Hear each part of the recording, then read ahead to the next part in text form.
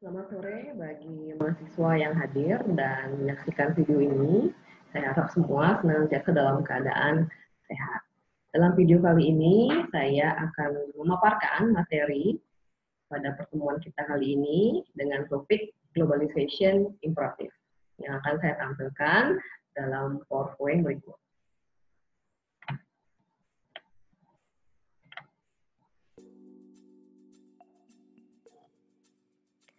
Pada pertemuan kali ini, saya akan membahas chapter 1, yaitu Globalization Imperative, atau faktor-faktor yang dapat mendorong terjadinya globalisasi. Poin-poin yang akan dibahas dalam pertemuan kali ini terdapat 3 poin utama, yaitu yang pertama adalah mengapa pemasaran global atau internasional menjadi hal yang tidak dapat terhindarkan. Poin yang kedua adalah konvergensi dan divergensi pada pasar konsumen. Poin ketiga adalah evolusi dari pemasaran global. Dan yang keempat, terdapat appendix yang terdiri atas bacaan-bacaan lanjutan bagi mahasiswa yang ingin mempelajari lebih dalam mengenai pemasaran global. Sebelum memasuki materi utama, perlu saya sampaikan beberapa poin introduction atau materi-materi perkenalan terkait dengan terms atau istilah yang akan kita gunakan di slide-slide berikutnya. Yang pertama adalah apa definisi dari globalisasi, terutama pada aspek perdagangan, yaitu adalah kelancaran arus perdagangan barang dan jasa antar negara. Sebetulnya aktivitas pemasaran global atau internasional sudah terjadi sejak beberapa abad sebelumnya yang tercatat di beberapa peradaban. Bahkan jauh sebelum adanya jalur sutra yang menghubungkan antara timur dan barat, yaitu Xi'an di Cina dan Roma. Jadi jalur ini merupakan jalur yang ditempuh oleh pedagang untuk mendistribusikan sutra ke berbagai negara.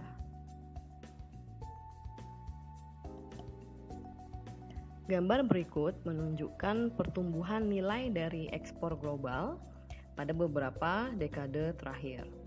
Tampak dalam gambar bahwa nilai ekspor global mulai meningkat secara signifikan sejak tahun 1970-an. Di tahun 1970 ini merupakan era revolusi industri dimulai. Revolusi industri ini merupakan perubahan yang cukup besar terjadi pada aspek manufaktur, di mana proses manufaktur yang awalnya didukung oleh tenaga manusia maupun hewan, kemudian digantikan oleh tenaga mesin, sehingga pabrik-pabrik dapat memproduksi produk dalam jumlah yang besar. Hal ini memicu globalisasi terjadi di mana kelebihan produk tersebut kemudian dipasarkan ke luar negeri. Tampak bahwa sejak 1970 nilai ekspor global meningkat secara signifikan dari tahun ke tahun dan sampai dengan tahun 2000-an ini.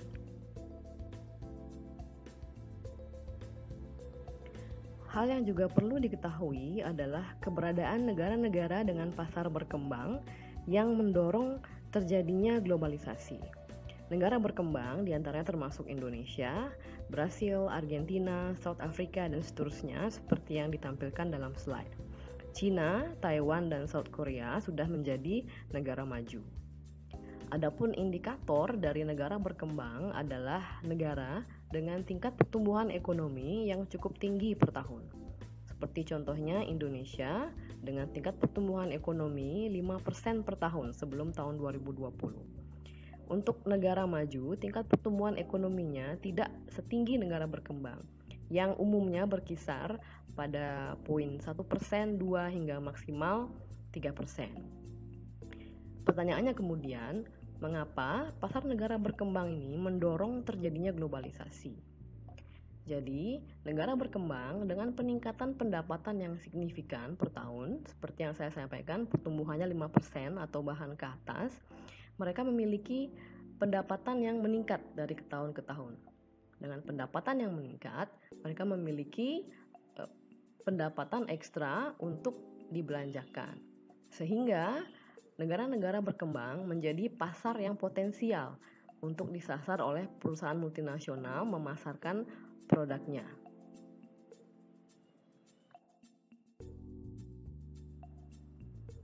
Kita masuk ke materi utama, yaitu yang pertama, alasan mengapa pemasaran global menjadi hal yang tidak dapat dihindarkan. Alasan yang pertama adalah saturasi dari pasar domestik atau pasar domestik yang telah jenuh. Perusahaan yang beroperasi di dalam negeri umumnya dari waktu ke waktu mendapatkan perlawanan dari pesaing-pesaing baru yang muncul. Namun hal ini seringnya tidak diiringi dengan peningkatan jumlah konsumen, sehingga terjadi penurunan pangsa pasar. Untuk itu, untuk menghadapi permasalahan penjualan yang stagnan, perusahaan umumnya mencari peluang pemasaran di luar national boundariesnya atau di luar negeri. Pertumbuhan ekonomi dan populasi di negara-negara berkembang memberikan insentif bagi perusahaan ini untuk memasarkan produknya secara global. Kemudian, alasan yang kedua, mengapa pemasaran global menjadi hal yang tidak dapat dihindarkan adalah karena kompetisi global yang semakin intens. Pasar global saat ini dipenuhi oleh begitu banyak pemain perusahaan multinasional yang bersaing mendapatkan konsumen. Untuk dapat bersaing dengan perusahaan-perusahaan multinasional ini, suatu perusahaan perlu juga memasuki pasar global dan meningkatkan jaringan penjualannya ke semakin banyak negara. Untuk apa? Karena dengan peningkatan penjualan, perusahaan memperoleh sumber daya materi yang cukup untuk mendanai aktivitas-aktivitas seperti research and development, sehingga perusahaan dapat melakukan riset untuk semakin menyempurnakan kualitas produk, kualitas layanan, dan melakukan inovasi. Hal ini dilakukan untuk memenangkan persaingan, karena dengan produk yang unggul dan juga inovatif, tentu konsumen akan tertarik membeli dan ini meningkatkan pangsa pasar. Jadi intinya, untuk dapat berkompetisi dengan pemain besar dibutuhkan sumber daya yang besar pula. Kemudian alasan yang ketiga, mengapa pemasaran global ini tidak terhindarkan adalah perlunya perusahaan-perusahaan ini melakukan kerjasama. Mengapa kerjasama perlu? Karena jika bekerja sendiri, terkadang perusahaan memiliki kesulitan-kesulitan yang mereka tidak dapat hadapi sendiri. Jadi dengan bekerja sama, mereka menggabungkan kompetensi-kompetensi mereka dan kemudian menjadi pemain yang lebih kuat. Contohnya adalah saat Kellogg bekerja sama dengan Wilmar International Food dalam memasuki pasar Cina. Kellogg dengan beberapa produk snack dan juga serealnya bekerja sama dengan Wilmar, di mana Wilmar memberikan akses pada jaringan distribusi mereka yang masif dan juga jaringan supply chain. Sehingga Kellogg memperoleh manfaat dari kerjasama ini, di mana Kellogg tidak perlu lagi membangun jaringan distribusi dari nol saat memasuki pasar Cina. Wilmar pula mendapat keuntungan memasarkan produk yang memang sudah terkenal dan mendapatkan keuntungan dari kerjasama tersebut.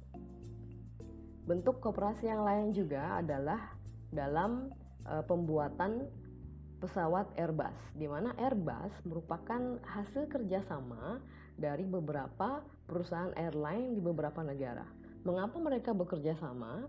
Karena saat ini biaya untuk melakukan research and development, apalagi untuk produk seperti pesawat, sangat tinggi, sehingga tidak mungkin bagi satu perusahaan saja untuk mengembangkan suatu armada penerbangan yang inovatif.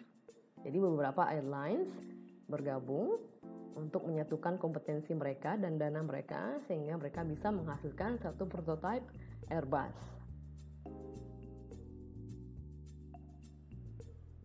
Alasan berikutnya adalah revolusi internet.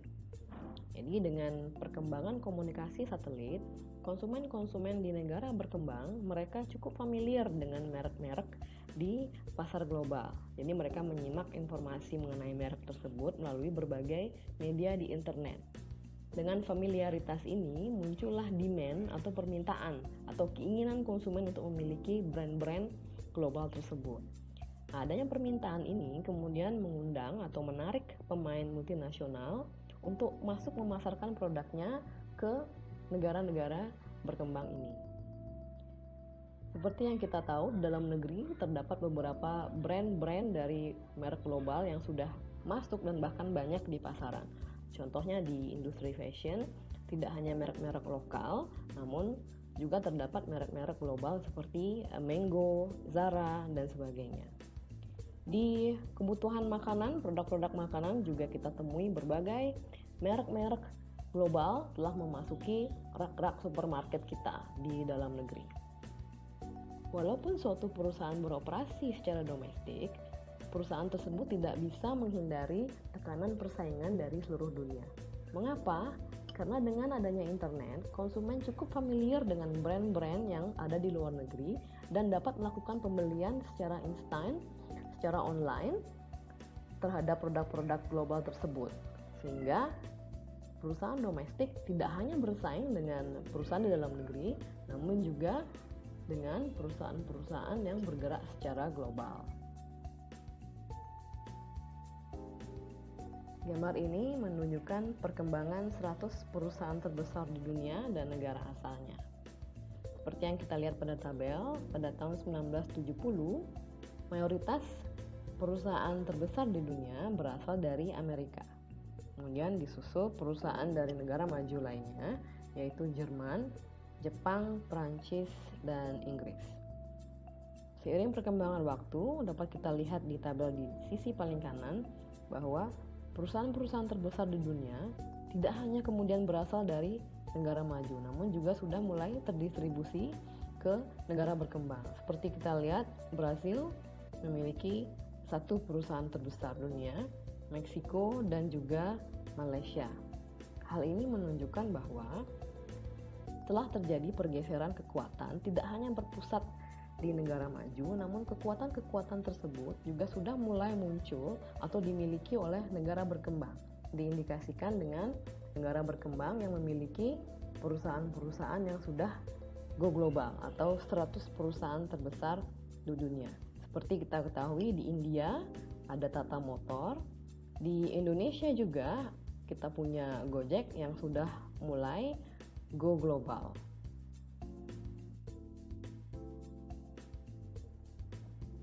Kita masuk ke materi yang kedua, yaitu konvergensi dan divergensi pada perilaku konsumen.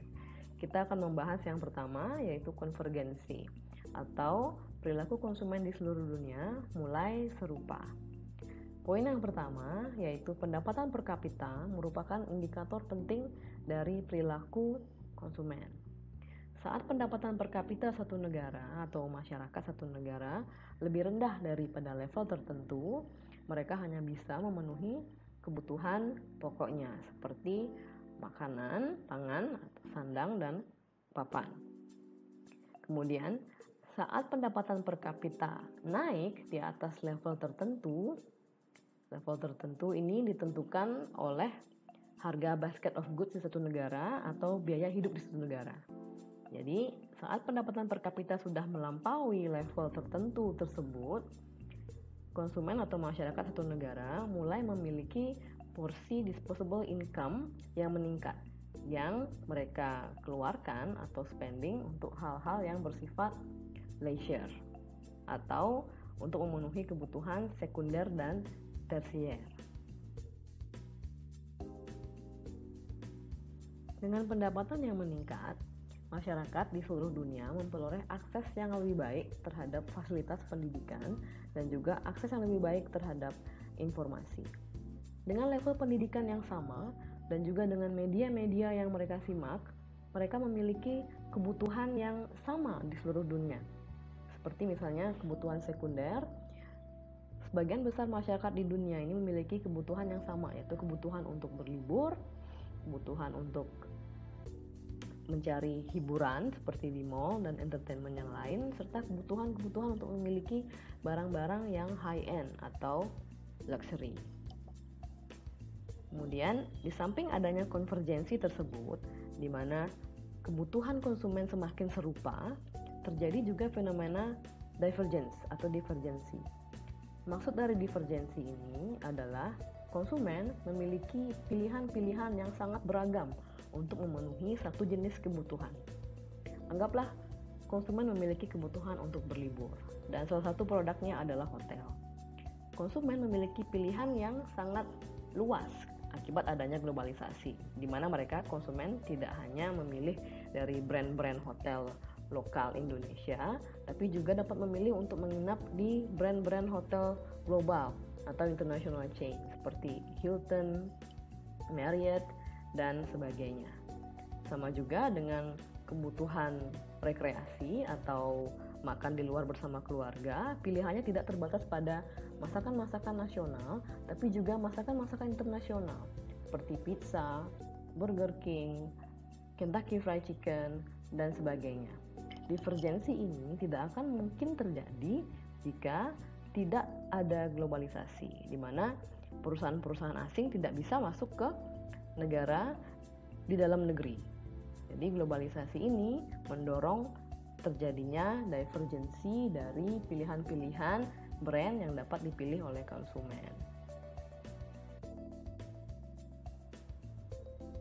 Bahasan berikutnya adalah international trade dan international business.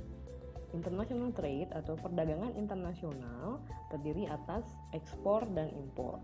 Katakanlah ekspor dan impor antara Indonesia dengan negara-negara lainnya. Jika impor Indonesia melebihi nilai ekspornya, maka neraca perdagangan mengalami defisit.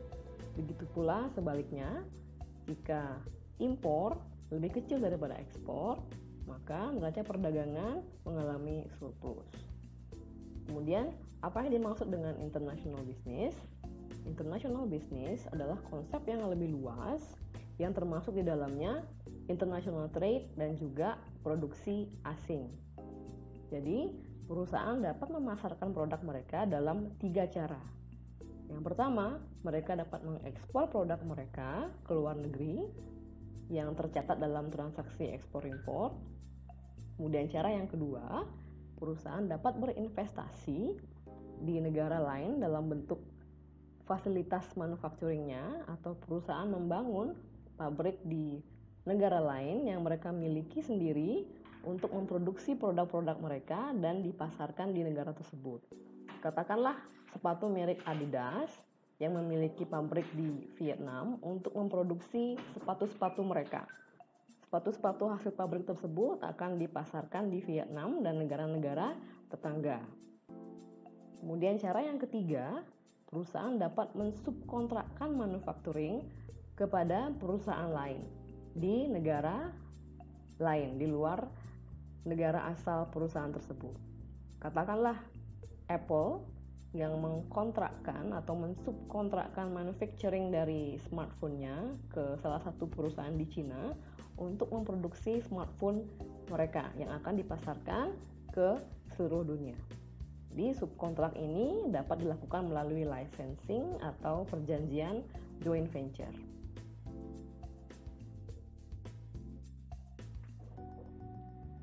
Kita masuk ke bahasan yang berikutnya, yaitu bahasan ketiga, yaitu evolusi dari pemasaran global.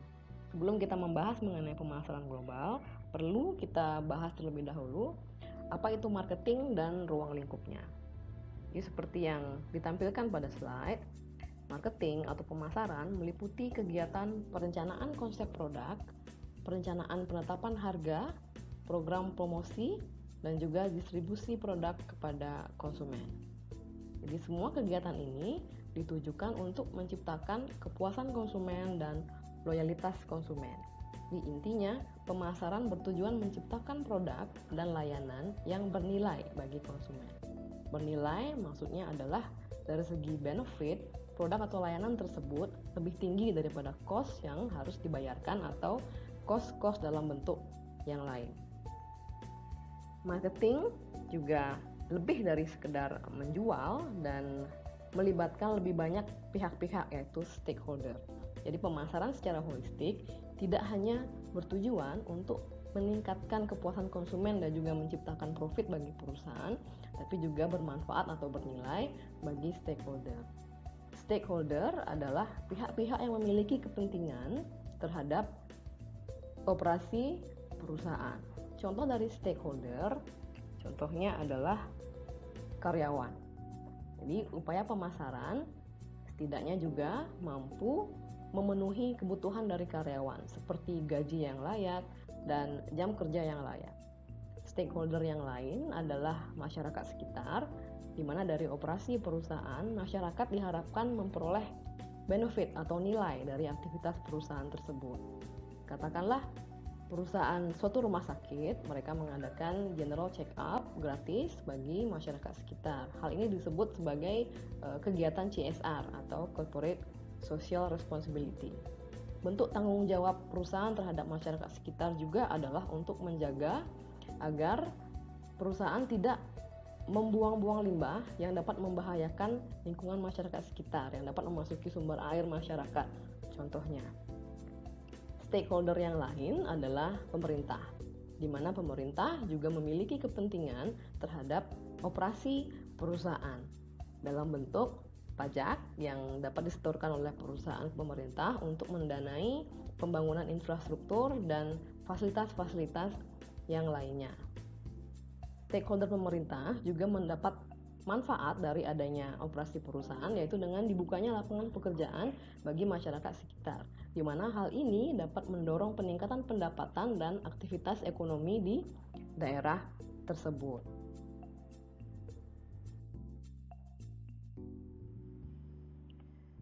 Kita masuk ke materi berikutnya, yang ketiga, yaitu evolusi dari pemasaran global.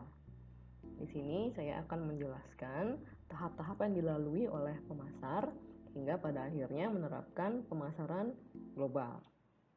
Yang pertama adalah domestic marketing. Domestic marketing ini artinya bahwa pemasar hanya memasarkan produknya di dalam negeri, dan produk juga dikembangkan berdasarkan informasi atas kebutuhan dan keinginan konsumen dalam negeri dan juga tren industri dalam negeri. Dalam domestic marketing, pendekatan yang digunakan adalah etnosentris, dan etnosentris ini berarti bahwa pemasar tidak memberikan perhatian yang lebih pada perubahan-perubahan yang terjadi di pasar global, seperti perubahan gaya hidup, perubahan segmen pasar, perubahan kompetisi-kompetisi global, dan juga produk-produk di pasar global yang dikeluarkan oleh kompetitor yang mungkin lebih baik.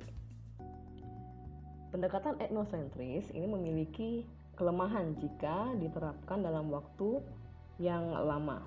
Seperti contohnya pada tahun 60-an dan 70-an, produsen mobil dari Amerika Serikat, mereka harus membayar dampak dari etnosentrisme ini karena saat itu mobil-mobil keluaran produsen Jepang mulai memasuki pasar konsumen Amerika Serikat dan disambut dengan sangat baik oleh konsumen. Karena mobil-mobil buatan Jepang tersebut lebih efisien bahan bakar, sehingga efisiensi ini dapat menjadi kelebihan dari mobil-mobil Jepang ini. Karena saat itu lingkungan bisnis sedang terjadi krisis harga minyak. Domestic marketing juga memiliki kelemahan bahwa seiring dengan waktu, pasar akan menjadi crowded atau semakin banyak pesaing yang berkompetisi di pasar dalam negeri. Nah, ini akan membuat pangsa pasar perusahaan menjadi stagnan atau bahkan menurun. Hal ini diperparah apabila pemain-pemain luar negeri juga mulai memasarkan produknya di dalam negeri. Sehingga untuk mencari perkembangan penjualan, pemasar perlu untuk melihat peluang pasar di luar negeri atau memasarkan produknya ke luar negeri. Sehingga pemasar kemudian beralih ke export marketing atau memasarkan produknya dengan cara mengekspor. Ekspor sendiri terdiri atas dua metode, yaitu yang pertama adalah indirect. Indirect ini adalah saat perusahaan mengandalkan export management companies atau trading companies untuk menangani bisnis ekspor mereka. Metode yang kedua adalah direct exporting, di mana di sini perusahaan menangani sendiri ekspor bisnisnya atau proses ekspornya.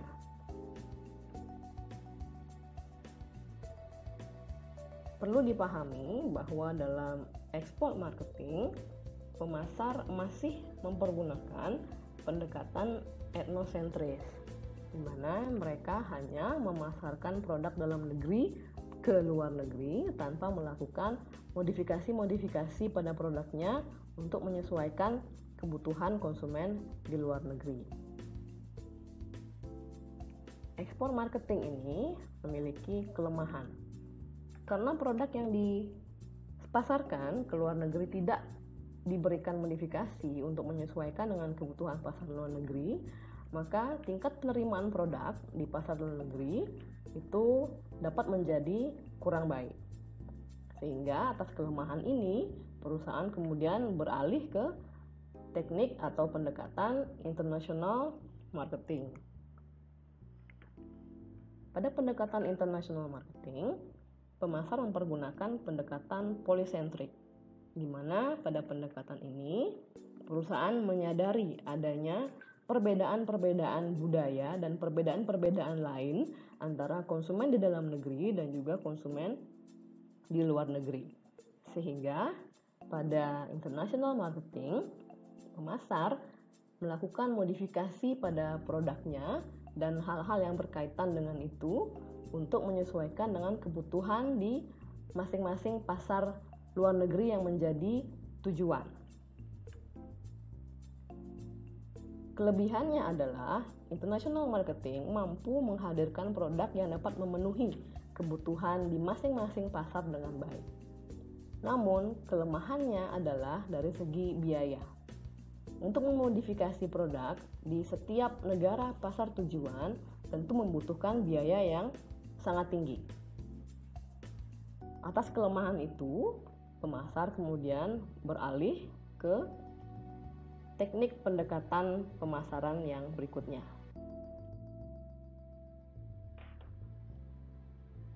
Pendekatan pemasaran yang berikutnya adalah pemasaran multinasional. Berawal dari permasalahan atau kelemahan yang dihadapi di teknik sebelumnya, yaitu international marketing, bahwa dari segi biaya tampaknya pendekatan ini sangat tidak efisien karena tingginya biaya yang dikeluarkan untuk melakukan modifikasi produk di setiap pasar negara tujuan untuk menyesuaikan dengan kebutuhan konsumen di masing-masing negara tersebut. Multinational marketing menggunakan pendekatan regional, di mana pemasar mencari kesamaan konsumen dalam level regional. Katakanlah di region Asia, pemasar makanan mencari kesamaan preferensi konsumen di Asia ini, yaitu konsumen cenderung menyukai makanan dengan taste yang pedas. Sehingga pemasar memutuskan untuk menciptakan produk makanan dengan cita rasa yang pedas yang ditujukan pada pasar Asia. Sehingga inti dari multinational marketing ini adalah standarisasi yang dilakukan untuk menyesuaikan dengan kebutuhan di satu region, sehingga biaya dapat lebih dihemat dibandingkan dengan pendekatan sebelumnya. Pendekatan berikutnya adalah global marketing atau pemasaran global. Dalam pemasaran global, sudut pandang yang digunakan lebih luas dari multinational marketing, di mana multinational marketing menggunakan pendekatan regional, global marketing mempergunakan pendekatan global. Artinya, pemasar mencari kesamaan preferensi konsumen di seluruh dunia sehingga mereka dapat melakukan standarisasi pada produknya. Hal ini mampu mengurangi biaya jauh lebih signifikan dibandingkan dengan pendekatan multinational marketing. Kita menyadari bahwa tidak semua jenis produk dapat distandarisasi di seluruh dunia. Untuk produk-produk elektronik seperti smartphone, mesin cuci, dan yang lain-lain, mungkin bisa distandarisasi dengan sedikit modifikasi atau bahkan tanpa modifikasi untuk dipasarkan di seluruh dunia, dan itu mampu memenuhi kebutuhan konsumen di seluruh dunia. Namun jenis produk yang lain yang umumnya terikat dengan kebudayaan setempat, seperti contohnya makanan, standarisasi menjadi agak sulit untuk dilakukan. Namun Pemasar global berusaha untuk mencari kesamaan apa yang ada di konsumen seluruh dunia pada jenis produk tersebut. Katakanlah produk dari McDonald's, mereka bergerak di bidang makanan, namun mereka tetap berusaha mencari kesamaan apa yang ada di konsumen seluruh dunia. Jadi mereka dituangkan dalam menu seperti ayam goreng yang bisa diterima oleh konsumen seluruh dunia dan burger. Namun karena menyadari bahwa selera konsumen berbeda-beda di setiap region ataupun negara, McDonald's juga menyisipkan isian-isian atau taste atau saus untuk menyesuaikan dengan selera dari masyarakat di negara setempat. Seperti teriyaki burger di Jepang dan di Indonesia juga ditawarkan menu rendang. Jadi intinya sebetulnya adalah melakukan standarisasi pada level yang memungkinkan.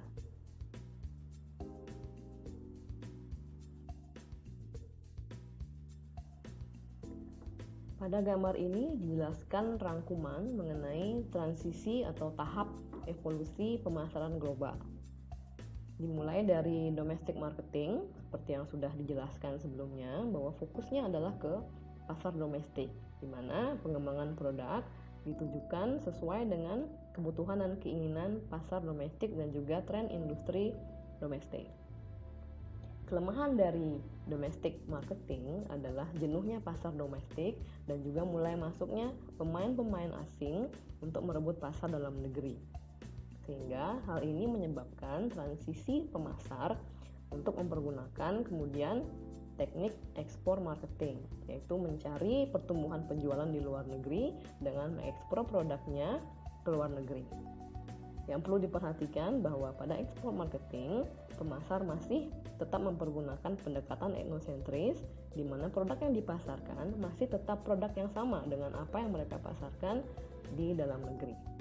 Kelemahannya adalah produk mereka dalam ekspor marketing ini kurang dapat memenuhi kebutuhan di masing-masing negara tujuan ekspor. Untuk itu, pemasar beralih ke international marketing, di mana di dalam pendekatan ini mereka memodifikasi strategi pemasaran mereka untuk menyesuaikan kebutuhan masing-masing negara, baik dari segi produk, pricing, promosi, dan sebagainya. Kelemahan dari international marketing pada akhirnya adalah biaya yang cukup tinggi, karena harus melakukan modifikasi produk dan strategi pemasaran yang lain di masing-masing negara.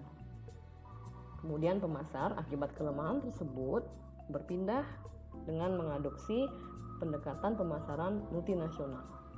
Dalam pendekatan multinasional, pemasar mempergunakan pendekatan regional, di mana mereka mencari kesamaan preferensi konsumen dalam satu region sehingga mereka bisa menawarkan produk terstandar yang ditujukan bagi konsumen pada satu region Asia, region Eropa, dan sebagainya. Dalam pendekatan ini, biaya dapat dihemat secara signifikan. Kemudian tahap terakhir adalah pemasaran global, di mana penghematan biaya dapat dilakukan secara lebih signifikan dengan mengadopsi pendekatan global atau mencari kesamaan preferensi konsumen di seluruh dunia untuk dapat kemudian ditawarkan satu produk standar untuk memenuhi kebutuhan konsumen di seluruh dunia.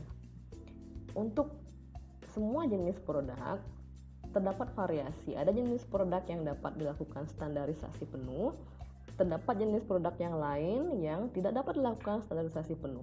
Jadi intinya di pemasaran global ini adalah standarisasi perlu dilakukan dalam level yang memungkinkan, sehingga mampu memenuhi kebutuhan konsumen.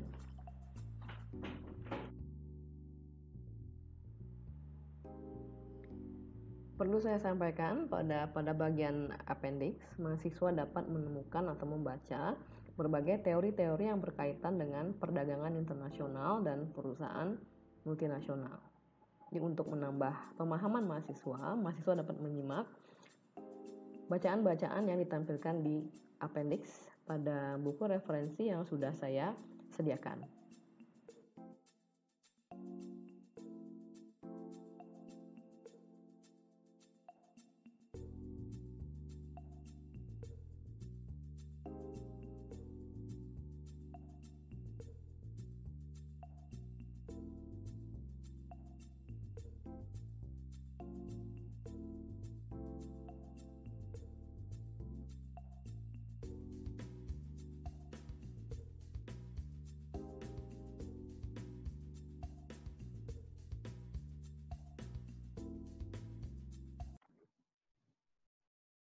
Sekian pemaparan saya pada materi chapter ini.